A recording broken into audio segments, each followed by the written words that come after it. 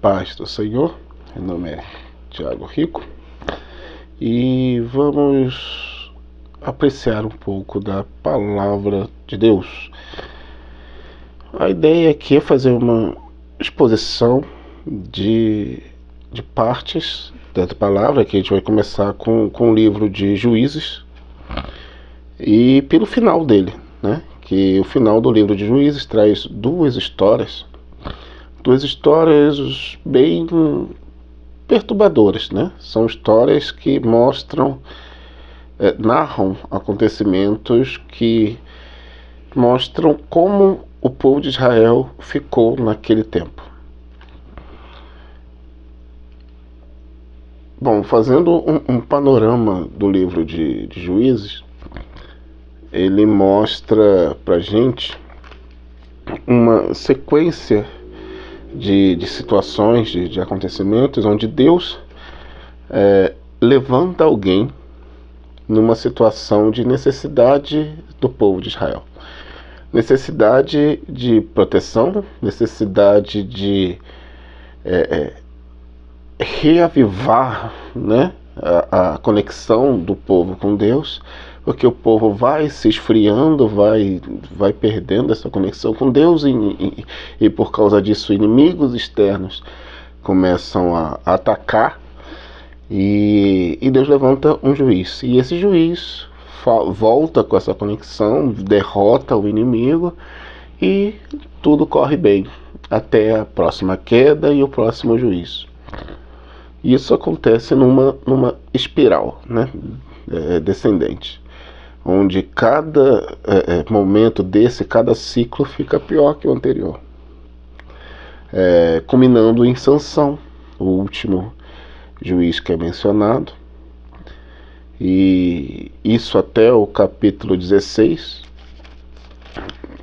e a partir do capítulo 17 entramos nesses dois relatos.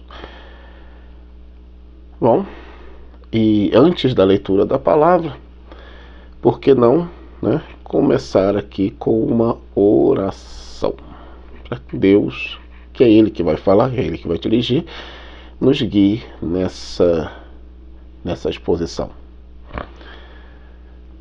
Senhor Deus, Pai querido, Pai amado, guia, Senhor, as minhas palavras, Senhor, que elas venham de Ti, Pai. Que o Senhor nos ensine, que o Senhor nos abençoe com seu conhecimento, com a Tua palavra, Pai. Senhor, seja conosco, nos desperte o entendimento, Senhor, para que possamos ser participantes ativos do Teu querer, Pai, do Teu agir. Seja conosco, em nome de Jesus. Amém. Bom, iniciando aqui no capítulo 17, nós temos do versículo 1 em diante. É muito importante. Provavelmente a gente vai fazer todo esse estudo aqui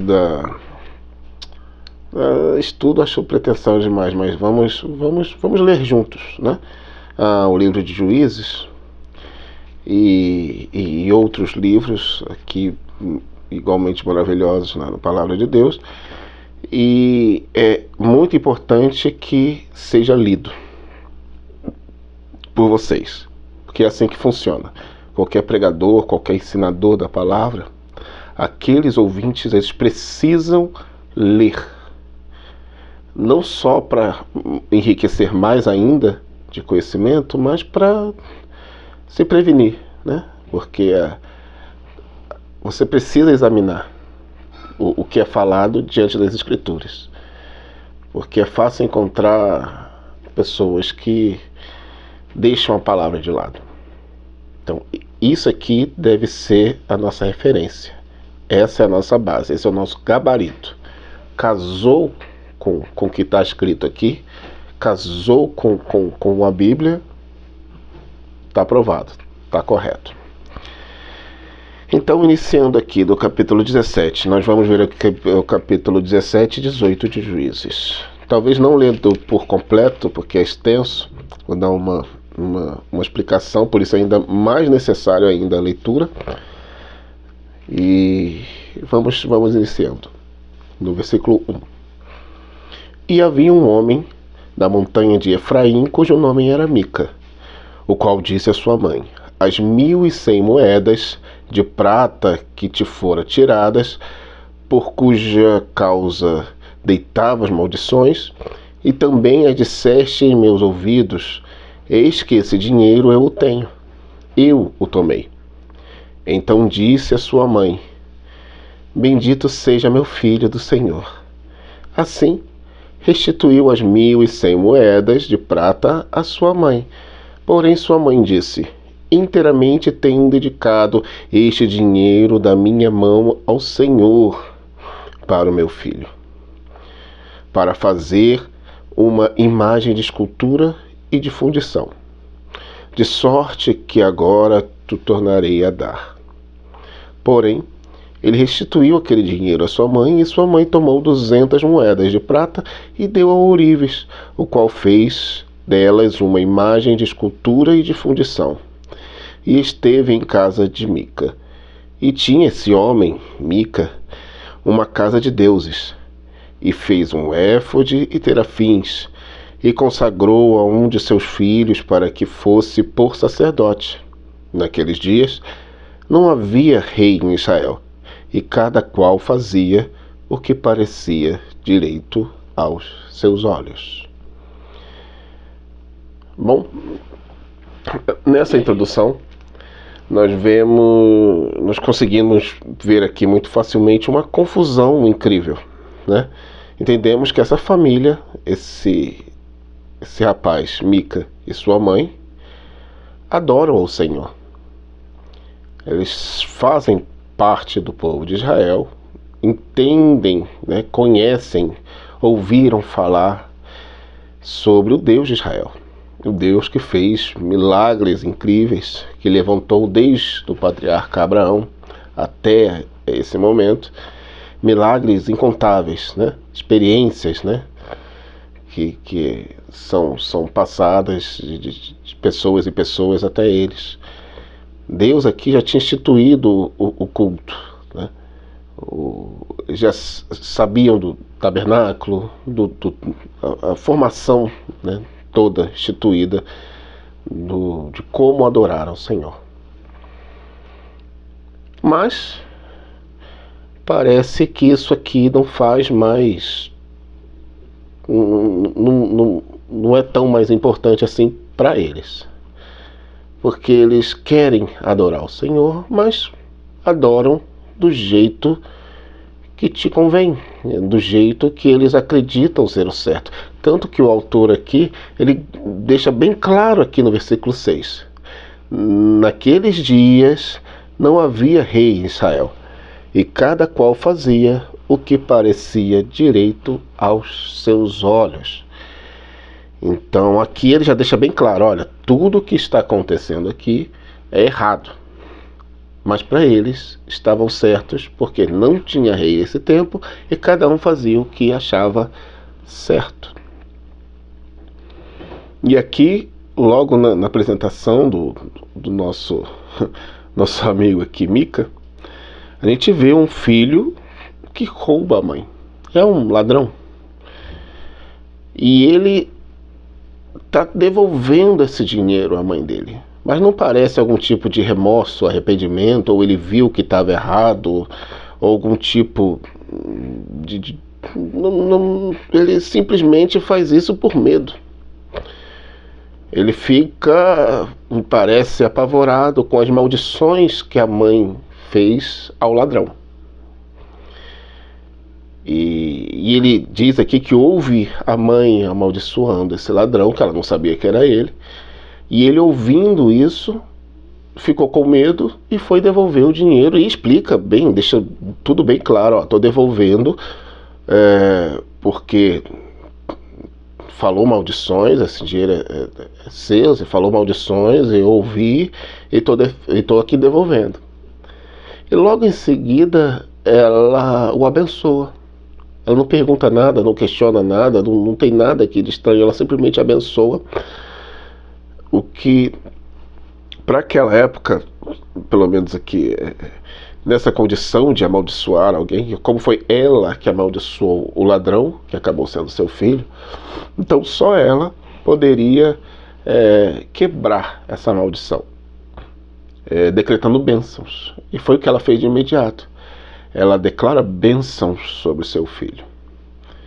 E parece-me que está tudo certo, né? Ela não se assustou, parece que é algo até esperado. Tanto que quando ela recebe esse dinheiro, ela fica contente, né? Parece que ela já tinha contado como perdido esse dinheiro, que é um montante razoável, né? É mais de 30 quilos de prata.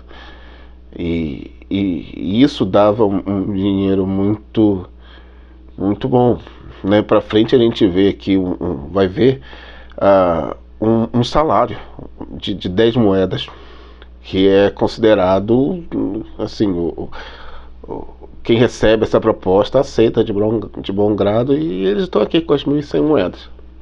E ela oferece isso tudo a Deus, em agradecimento. Só que aí já começa torto, já começa estranho, que ela oferece a Deus para fazer uma imagem para ele. Como não faz sentido nenhum, isso quebra o segundo mandamento, de fazer imagem. Mas ela oferece isso a Deus. Só essa ação, ela não chega a quebrar o primeiro mandamento, né, de adorar outros deuses, mas quebra diretamente o segundo. E mais para frente, o primeiro também é quebrado, porque é chamada, a casa de Mica é chamada de casa de deuses, né? Ele faz outras imagens, ele adora outros deuses. Então aqui essa mistura, né? Esse sincretismo religioso, essa bagunça toda,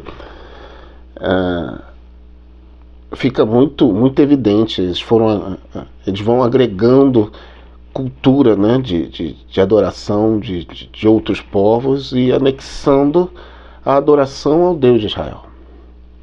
Chega um ponto onde está tudo normal, tudo faz parte. Embora a intenção seja adorar a Deus, o caminho, o método fica distorcido. Então aqui, voltando aqui na mãe que ofereceu esse dinheiro todo que ela recebeu de volta, ela oferece a Deus para fazer a imagem, mas logo em seguida, dessas 1.100 moedas, vira 200. Então dessas 1.100 moedas, ela tirou 200 moedas para fazer o que tinha prometido a Deus, fez com essas 200 moedas, e o restante, bom, parece que ela guardou, embolsou, fez qualquer outra coisa, mas não fez o que ela disse que ia fazer. Então ela começa sendo roubada pelo próprio filho. O filho devolve o dinheiro, ela o perdoa, ela retira toda a maldição que fez, e em seguida ela mesma rouba.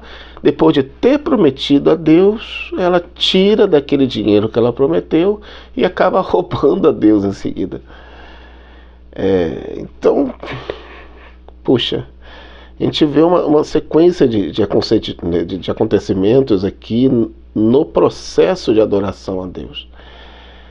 Porque, como o autor disse, que parecia direito aos seus olhos, eles assim fizeram.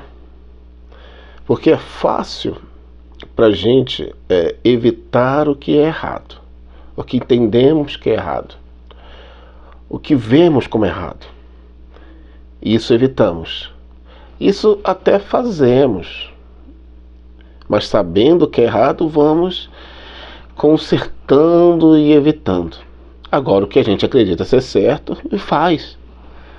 Mas não é por acreditar ser certo que torna as coisas corretas. É isso que a gente está vendo aqui. Hoje, esse é o trabalho do Espírito Santo na nossa vida, o convencimento do pecado. Se não é Deus no nosso caminhar, no nosso ser, junto conosco todo o tempo, nem essa distinção a gente consegue fazer. Então, se você entende as coisas certas que tem que ser feita, faz o correto, é instrumento de bênção, glória a Deus. Isso é trabalho dele, não tem nada nosso aqui. Então Mica aqui consegue montar um tabernáculo para ele, um templo, né, na casa dele, né, porque, não sei, talvez seja mais cômodo. Ele quer fazer essa santificação do lar, quer adorar do jeito que eles acreditam que é o certo adorar. E a coisa que já está estranha vai se seguindo aqui nos versículos, a partir do 7, do 7º versículo até o 13, a gente é apresentado a um levita, que morava em Belém, de Judá. Bom, como a gente está citando aqui uma tribo de Israel, o levita, a tribo de Levi, ele é uma tribo separada para o culto. O serviço sacerdotal, o serviço de cuidado do tabernáculo, o cuidado com todo o processo de adoração a Deus é de responsabilidade de uma tribo, que é a tribo de Levi. Então todos os levitas estão ali para ser separados para essa função. Isso acontece na chegada da Terra Prometida, quando as 12 tribos chegam, né, na Terra. Ela é dividida para cada tribo tem suas porções de terra, e Deus ordena para que essas tribos tomem essas terras, porque já tem gente lá, né? Tem outros povos, tem povos pagãos, povos que adoram outros deuses, e povos que o Senhor pede para tirar esse povo de lá, acabar com esses povos e tomar como propriedade o que foi prometido a eles. Eles teriam que ter esse trabalho, essa função. Mas a pena é que a maioria das tribos recebem essa bênção de Deus, tem esse poder de Deus, essa força para derrotar o inimigo deles, e assim fazendo, eles aproveitam para utilizar a mão de obra dos que restaram, pegar coisas, né, desses povos, e começa a anexar alguns costumes que eles, ao ver deles, viu que era bom para eles podiam utilizar, aproveitando coisas que não foi isso que Deus pediu. Deus pediu para acabar de vez, senão aconteceria o que realmente aconteceu. A cultura desses povos foi se entranhando no meio do povo de Israel. Então, chegou até esse ponto aqui que a gente está vendo agora, essa confusão na adoração. É claro que esse aqui é um exemplo de está perdido totalmente. Mas ainda hoje é possível, como aqui, pecar na adoração, porque não é de qualquer jeito. A gente já vai ver um pouquinho mais na frente, a gente vai discutir essa forma de adorar a Deus, por que adorar a Deus e como. Mas aqui eles tinham uma regra bem clara, escrita, faz isso, faz aquilo, dessa forma, a roupa, quem vai fazer o quê. Mas eles aqui ignoraram tudo. Então, a partir do versículo 7, chega esse levita. E diz que esse levita peregrinava ali, ele andava por ali, ele estava, como aqui no versículo 8, partiu da cidade de Belém de Judá para peregrinar onde quer que achasse comodidade. Chegando ele, pôs a montanha de Efraim até a casa de Mica. Então, era um levita que não me parece, na apresentação dele, seguir as coisas certas, porque ele estava perambulando, procurando comodidade. E acaba que esbarra com o nosso amigo Mica, que parece que está fazendo o mesmo na casa dele, no processo de adoração a Deus. porque ele consagrou o próprio filho como sacerdote para ter um altar, para ter sacerdote, o lugar dele se tornar um templo. Mas aí agora ele esbarra com esse levita. E lá no versículo 13, depois de ter convencido o levita, porque ele oferece dinheiro e oferece a comodidade, toda essa comodidade que ele estava esperando. Ele oferece casa, lugar para ficar, comida, roupa e um salário aí de 10 moedas de prata para sustento dele. Então lá no versículo 13 ele diz, Mica, né? Agora sei que o Senhor me fará bem, porquanto tem um levita por sacerdote. Quer dizer, ele já excluiu o filho dele como sacerdote, tirou dessa função e coloca um levita. Então ele sabia o que era certo. Ele sabia que precisava de um levita. Mesmo sabendo, quer dizer, ele não precisava porque ele não poderia transformar a casa dele nesse lugar que ele criou, né?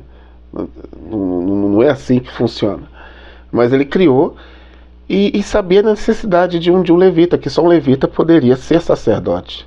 E quando apareceu um levita, para ele foi bênção.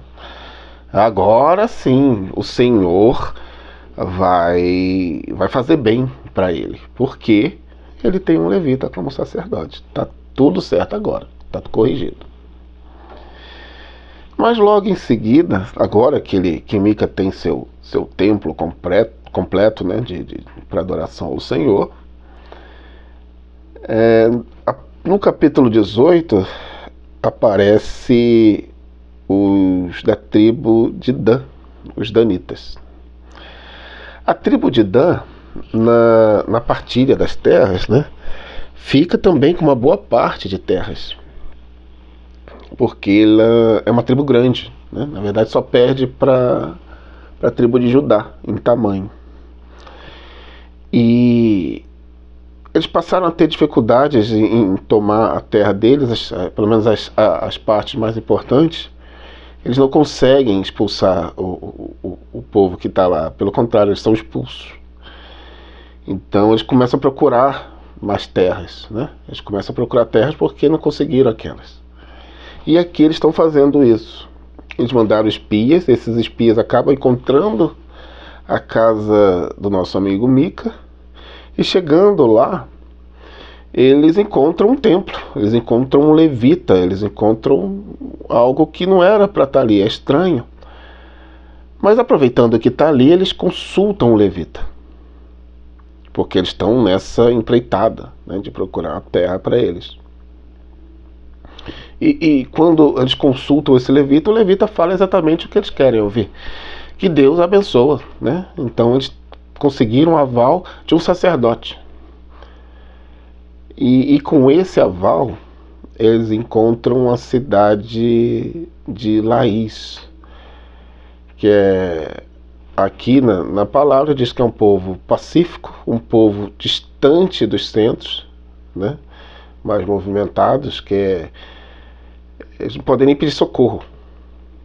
Então é um povo que não está acostumado à guerra, está longe da ajuda, é uma terra muito boa, é uma terra rica, então estava ali, vai de bandeja, né, para eles, né?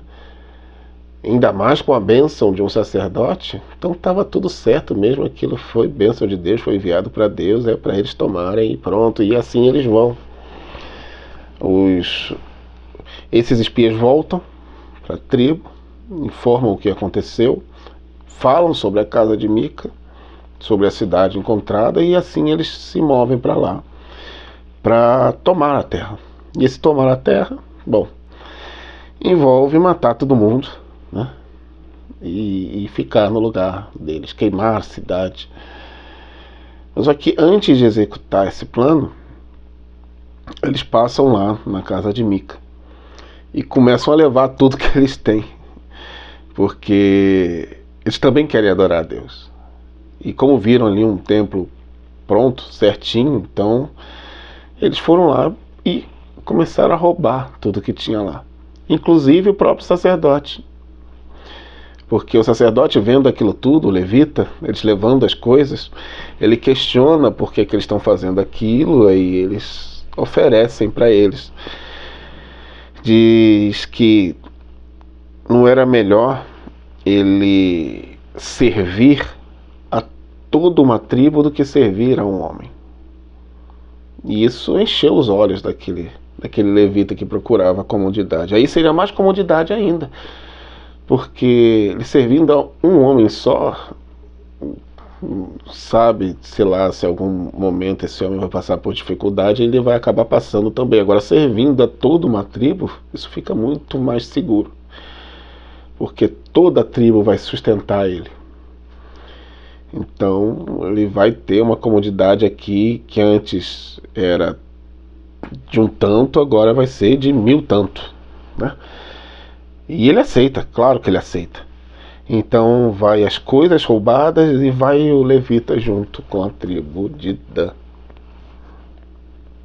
O nosso amigo Mica, ele descobre isso tudo, ele fica sabendo que isso tudo aconteceu, ele viu que levaram as coisas dele todas, e ele vai atrás, ele junta os vizinhos, vai atrás, mas não tem combate, ele não tem como, a nível, usando a força, combater os guerreiros os danitas. Então ele desiste. Ele desiste, mas ele deixa bem claro que ele perdeu tudo. Eles levaram tudo. Os filhos de Dan levaram tudo que ele tinha. Ele ficou sem nada.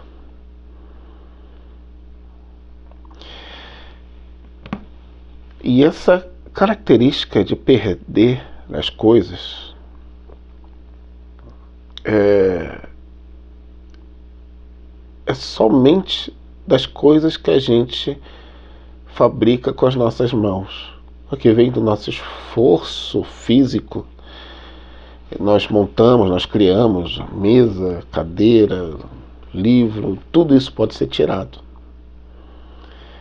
Porque primeiro que acaba que não tem essa questão da propriedade mesmo perpétua. Pode ser tirada, pode ser roubado. E aqui, ainda mais nessa adoração, a adoração de Mica dependia dessas coisas físicas. E uma vez sendo tiradas, uma vez sendo roubadas, a adoração dele foi roubada. A ligação que ele acreditava ter com o Criador, com Deus, com o Todo-Poderoso, o Eterno, foi rompida no processo do roubo, na ação do roubo. Uma vez tirado, ele não tem mais. Ele tem essa sensação do vazio, da perda completo, porque foi junto com as coisas. E graças à misericórdia de Deus, à bondade de Deus, hoje a gente tem algo que não pode ser roubado nessa ligação com Deus. Uma vez feita a ligação com Deus, sua com o nosso Deus, através de Cristo Jesus, reconhecendo o sacrifício dele na cruz, e a partir desse momento aceitar a ação do Espírito Santo no seu processo de conserto mesmo, de luta contra o pecado, esse processo de santificação. Porque uma vez sendo justificados por Cristo na cruz, entramos no processo de santificação até terminar o nosso tempo ou Cristo vir e terminar o processo livrando 100% do pecado, de forma definitiva e eterna do pecado, com um novo corpo, aí com o processo de glorificação, terminando todo esse processo de salvação. E tudo isso não pode ser simplesmente roubado por outra pessoa, não pode ser tirado, não pode ser, não se perde fácil. Uma vez você se mantendo nos caminhos do Senhor, isso não depende de nenhuma outra ação humana. Isso é bondade de Deus na sua vida. Porque essa ligação não pode ser quebrada. E aqui foi facilmente quebrada, porque é o homem que fez.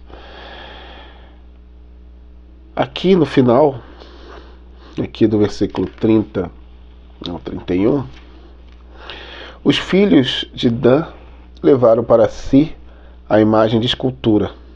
E Jonatas, filho de Gerson, filho de Manassés, eles e seus filhos foram sacerdotes da tribo dos Danitas até o dia do cativeiro da terra. Assim, pois, a imagem de escultura que fizera Mica estabeleceram para si todos os dias que a casa de Deus esteve em Siló.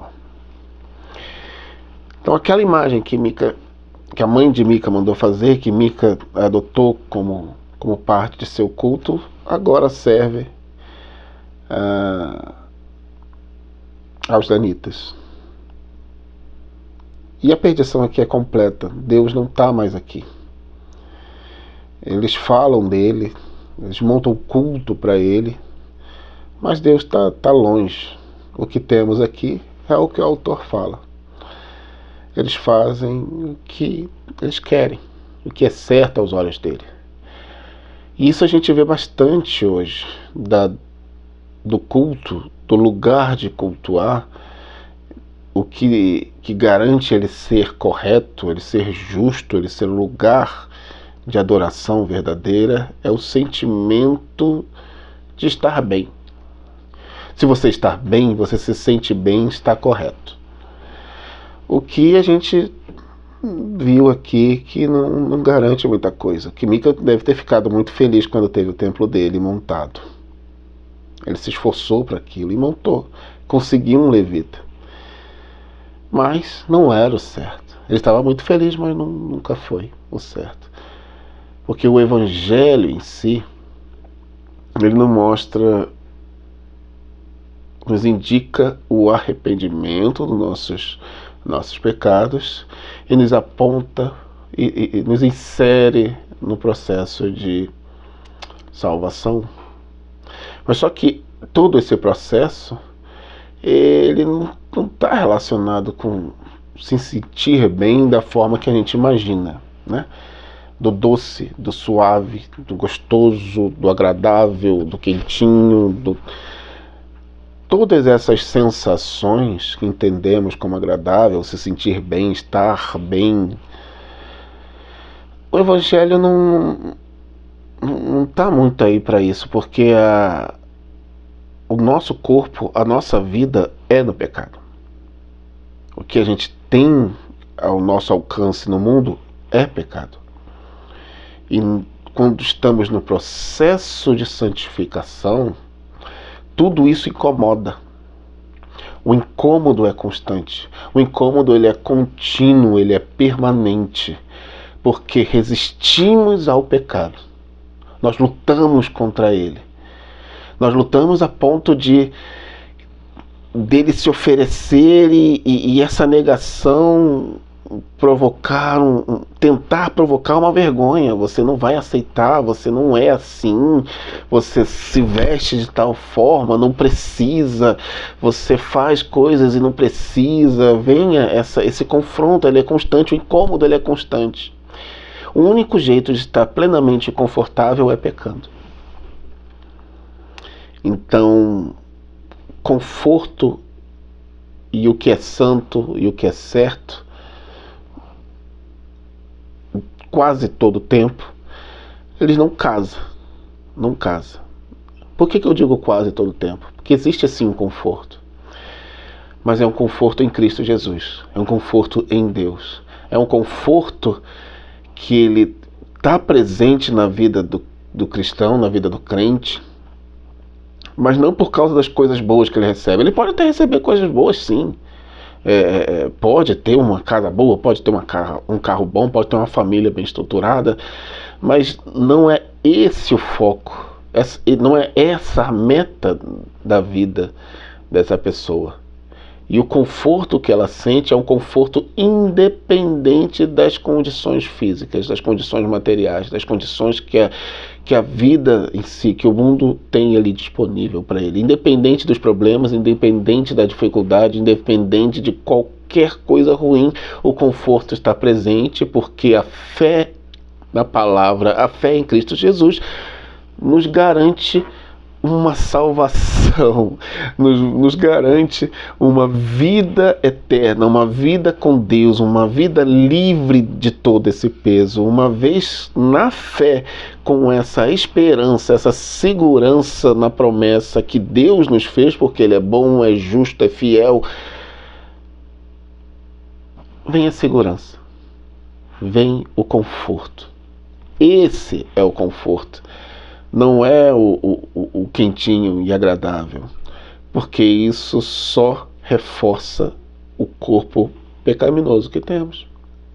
Também não estou dizendo aqui que se encher de chicotadas, procurar um meio de sofrimento, quanto mais sofrer, mais santo é. Não estou dizendo nada disso. É a vida em Cristo vai proporcionar conforto independente dos problemas que vão vir. Não que você procure isso como método. Que é exatamente o que Mika fez aqui. Ele está usando o método. Está distorcendo a vontade dele, mas está pegando métodos existentes, né? De ter um sacerdote, por exemplo, é um método, é uma regra instituída por Deus. Ter um sacerdote levita para trabalhar no processo de adoração. E ele se foca absolutamente no método e ignora o fim. Ignora o fim completamente. Então, as coisas acontecem, mas elas acontecem, são necessárias, uma vez que o objetivo final é adorar ao Senhor. E por que adorar Ele? É o jeito que a gente tem que fazer, pode fazer, porque quando entendemos a recompensa, entendemos o presente, a única coisa que a gente pode fazer é adorar a Deus, como uma criança que recebe um presente que ela não esperava, que ela nem imaginava, ela não tinha como receber aquilo, mas está recebendo. Então o corpo reage, a perninha bate, os braços, o grito que não sai, ela quer aquele presente, ela tem aquele impulso, aquela reação que não cabe no corpo. É esse sentimento, é essa sensação que nós temos no processo de adoração a Deus, porque nós recebemos esse presente que a gente nem tem como receber. Não era para receber, mas estamos recebendo. E esse presente é tão grande que a adoração é um resultado natural de agradecimento a esse Deus que é bom e justo e nos ama a esse ponto. De fazer coisas maravilhosas, de fazer coisas grandiosas todo o tempo. Grandes milagres, que a gente vai se acostumando e às vezes a gente nem vê mais como milagre. Acordar, caminhar, estudar, trabalhar, todos esses milagres. E aqui nós fechamos com o exemplo de Mika, procurando adorar a Deus, procurando agradar a Deus e no processo se afastando drasticamente de Deus. Que Deus nos abençoe, que Deus continue nos guiando na nossa vida cristã, na nossa caminhada, não esquecendo todos nós que o alvo é o nosso Deus, que o fim é a salvação que Ele nos prometeu, que o fim é estar juntamente com Cristo, ser chamado por Ele como benditos de meu Pai. Inclusive, o rei que é citado aqui no livro de Juízes, que ele associa essa condição à não existência de um rei. Não existia rei e cada um fazia o que achava certo. Mas logo na frente, né, nós entramos, após o livro de Juízes, nós entramos no reinado, né? a partir de Saul, e vão vindo outros reis, nós vemos essa montanha russa de novo. Não aqui explicitamente como juízes, mas nós vemos o povo levantando, o povo caindo. Então o problema não foi resolvido com os reis. Esse problema, ele só é resolvido lá no Novo Testamento, onde finalmente, não esses reis, mas o Rei dos Reis, Senhor dos Senhores, o caminho, a verdade, a vida, a videira verdadeira. Esse rei consegue nos guiar, ele consegue nos mover na direção certa. Não precisamos mais olhar de acordo com os nossos olhos, o nosso querer, porque o querer dele é justo, o caminhar dele é reto. Então nós temos um foco, nós temos um caminho, nós temos uma direção dada por esse rei, o nosso Senhor Jesus Cristo. E nesse caminho, não desviando dele, ou tendo como foco Jesus, estamos livres do pecado, estamos resistentes ao pecado, estamos salvos. Que essa palavra chegue a todos os corações e que Deus nos abençoe.